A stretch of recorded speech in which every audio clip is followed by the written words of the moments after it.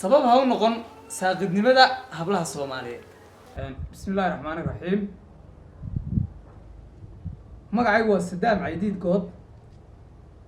Waxaan doonayaa inaan ka hadlo arrimo beryahan dambe social media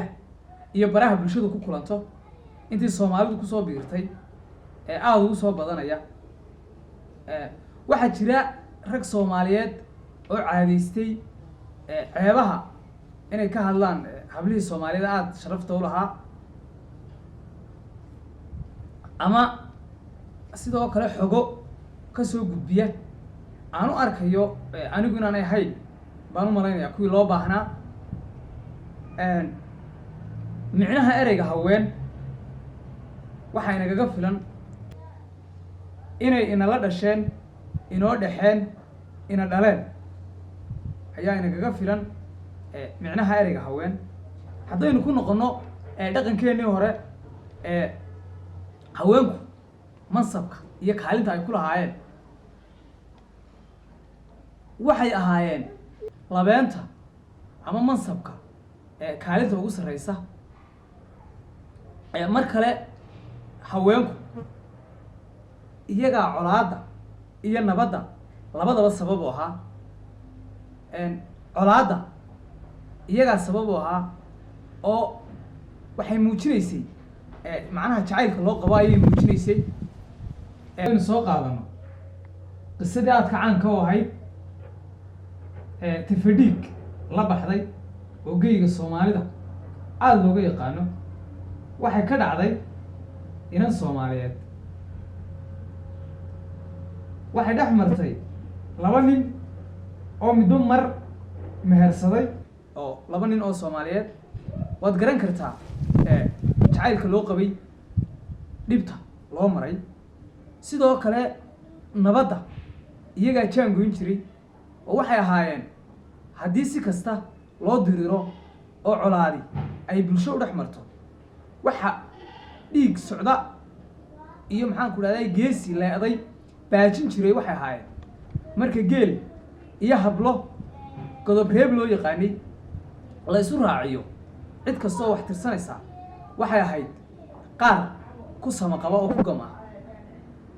bulshaduna ay ku noqon jirtay xidid iyo gacal inan iyo abtigii. bal aynu eegno abwaanadii hore ee foolaadka ahaa waxay ka yidhaaheen hablihii Soomaaliyeed ama hablaha haweenka Soomaaliyeed kaalinta ay gaadhsiiyeen. imika aan ku aragnay in social media qiimahooda ku dhacay, weliba aan ka xumaay in inan rag intuu la soo fadhiisto social media iyo meelo badan oo kale uu kaga sheekaynayo inantii caarka ahayd ee qiimaha aadka u lahayd. ka gayooni mayno haddaynu ammaanta haweenka soo qaadan oo Soomaali saddex un bay ammaani jireenoo geela, gamaanka iyo gabdhaha ayay ammaani jireen. bal aynu eegno abwaan maxamed ibraahim warsame hadraawi oo tixdii aadka u caanka ahayd aa wada garanaysaan ee hablaha geeska aynu oreeyo ama tuduci ka soo qaadano. isagoo qiimaha ay habluhu leeyihiin ka sheekaynaya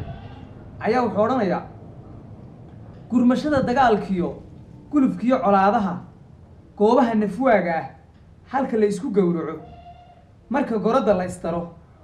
haddaan dumarku goonyaha guubaaba kicinayn sida galowga dhiiloon ileengeysi qayrkii birta kuma gumaadeen.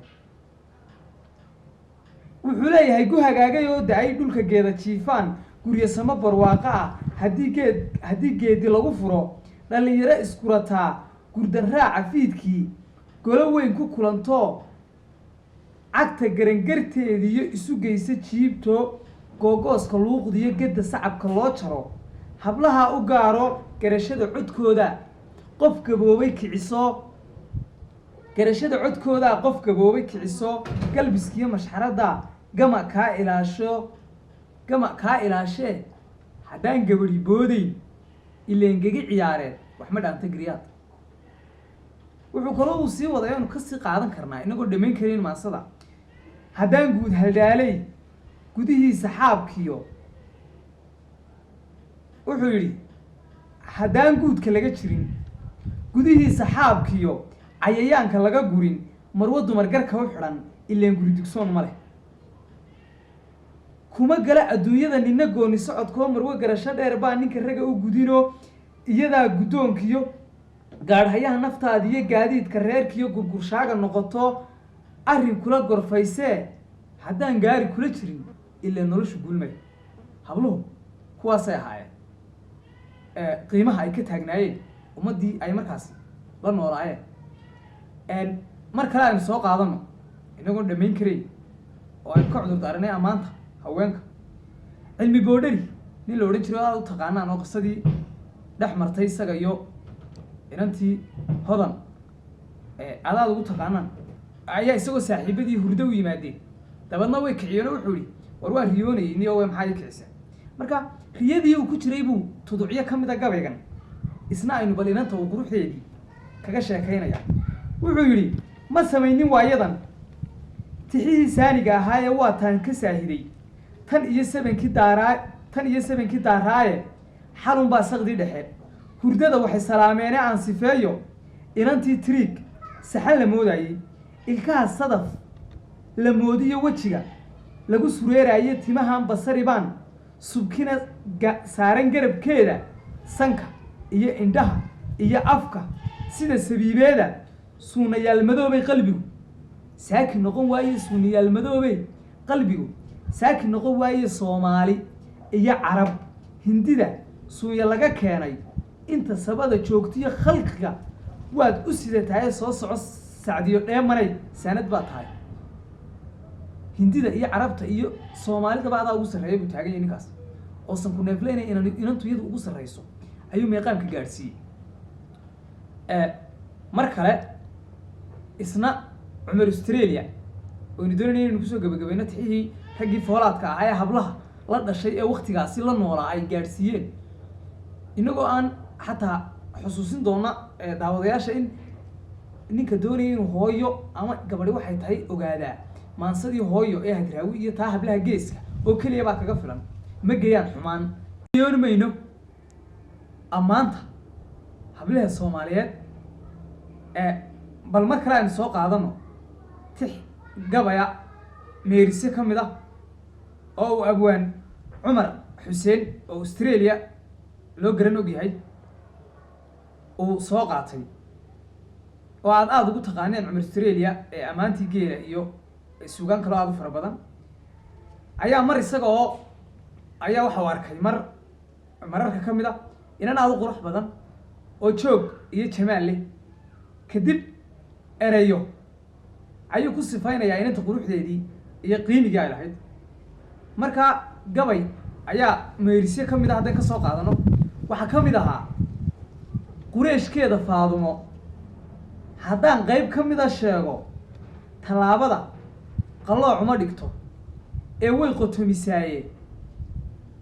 qalbigaa ku faaraxa markay qaaddo laafyaha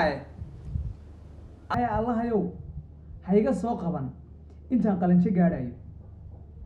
waxaan doonayaa halkaa inaynu kaga baxno bal waxay ka yidhaahdeen abwaaniintii hore iyo bulshadii ay markaasi ku dhex noolaayeen qiimaha habluhu lahaayeen guntiyo gabagabada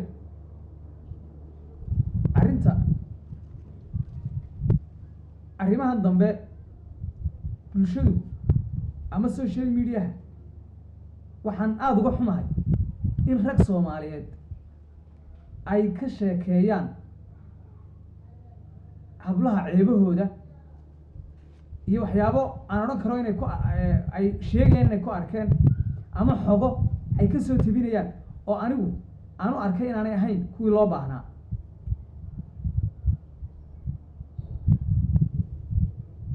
guntiyo gabagabada murti soomaaliyeed ba waxay tidhaahaa ninka loo golleeyahayow ha iskaabina iskaro muhiimaddaydu maaha inaan hal shaksi u jeedo inaan laba u jeedo inaan saddex u jeedo laakiin waxaan la hadlayaa ama aan jecelahay inay fariinteedu gaadho oo weliba mid dareen la ah ragga caadaystay ceebaha haweenka inay cuud ama caanimo ku raadiyaan waa sidaynu imika u badan nahay miyaad jeceshihiin in walaashiin hooyadiin xaasaskiina hablihiina wax laga sheego ama la aflagaadeeyo maya haddaba waxaan ku leeyahay si aan loo aflagaadaynin ha aflagaadaynin waxna ha u dhimin hablaha Soomaaliyeed ceebna way kugu tahay in inaga oo inan raga aynu iska maxaan ku raayay wixii gelino ama wax isaga sheegno hablaheennii sharafta iyo qiimaha lahaa inaynu waxyaabo kale oo aan muhiim ahayn inaynu kaga hadalno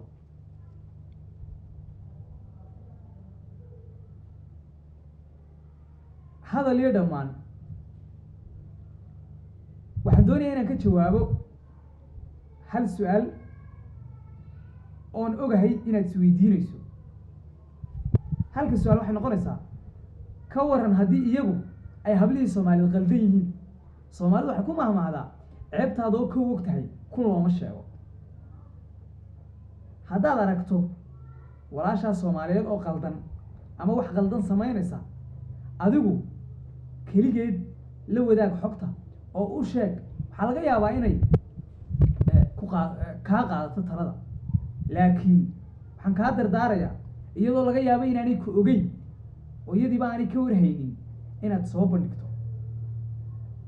oo aad ummadda la wadaagto gabagabadii waxaan doonayaa inaan kaga baxo hadal iyo dhammaan ha u noqonin sabab saaqidnimada hablaha Soomaaliyeed waa ku mahadsantihiin daawashadiina aad iyo aad baa u mahadsantihiin. Assalaamu calaykum waraxmatullaahi wabarakaatuh.